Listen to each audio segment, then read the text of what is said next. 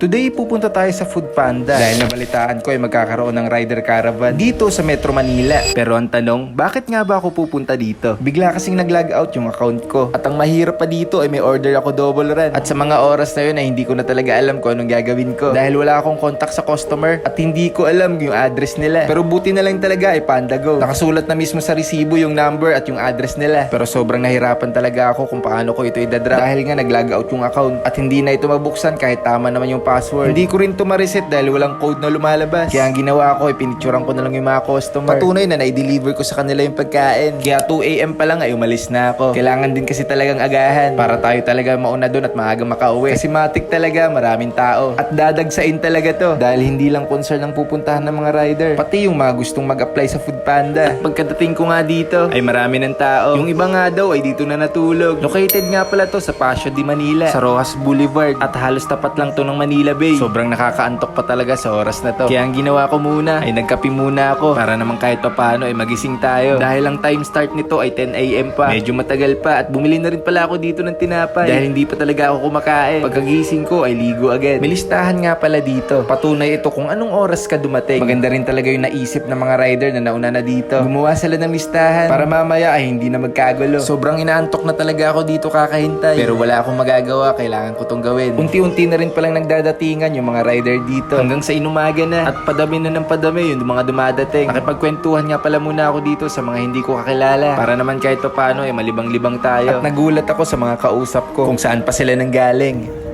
Pops, galing ka pa saan? Galing ka pang saan?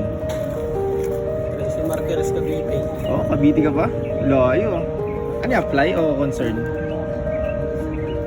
May bago. Apply? Laguna pa? Saan sa Laguna? Santa Rosa? Layo. Ano, apply? Apply kayo? Grabe yung effort nila. Ang lalayo ng mga pinanggalingan. Merong Pangasinan, merong Tagaytay, Cavite, at Valenzuela. I think based sa mga nakausap ko kanina, ay mga nag-a-apply talaga dito ang marami. Dahil yung mga hindi na-approve online, na mga nag-a-apply, ay pumunta na talaga dito. Dahil kapag personal ka talaga nag-apply, ay sureable talaga. Kasi kapag online, matagal pa talaga ang proseso. At tsambahan lang talaga. Dumating na rin pala yung kasama ko dito. Dahil mag-a-apply din to. Late na kasi nagising to. Kaya buti na lang ay sinulat ko na yung pangalan niya. Yung pagdating ko dito. Kaya hindi na rin siya mahihirapan. Sinamahan ko na rin to kumain dahil hindi pa daw siya kumakain. Kaya nag-ikot-ikot muna kami dito. At pagbalik namin ay dito na nga nagsimula. Pinapila na at tinawag yung mga pangalan namin. Nagulat nga kami dito dahil pagbalik namin ay sobrang dami ng tao. Oscar! Oscar! Oscar! Lumabas ka na! Nakabalik ka na kalaban! Oscar! Boss! Norman! Bossing! Boss! Bossing ka! Bossing! Kamusta ang buhay-buhay? Norman! Boss!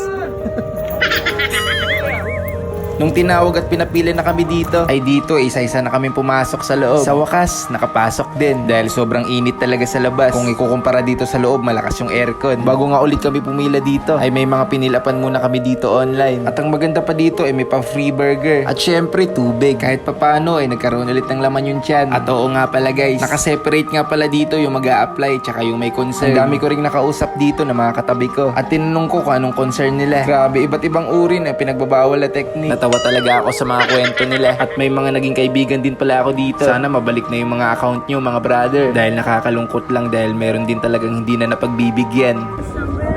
Bali yung concern ko po ma'am, bigla po nag-log out yung account ko habang may order ako. Double run PandaGo. And then hindi ko po siya na-drop off, pero nahatid ko po yung dalawang yun. May proof po ako na binigay ko kay customer yung order. Nandito po.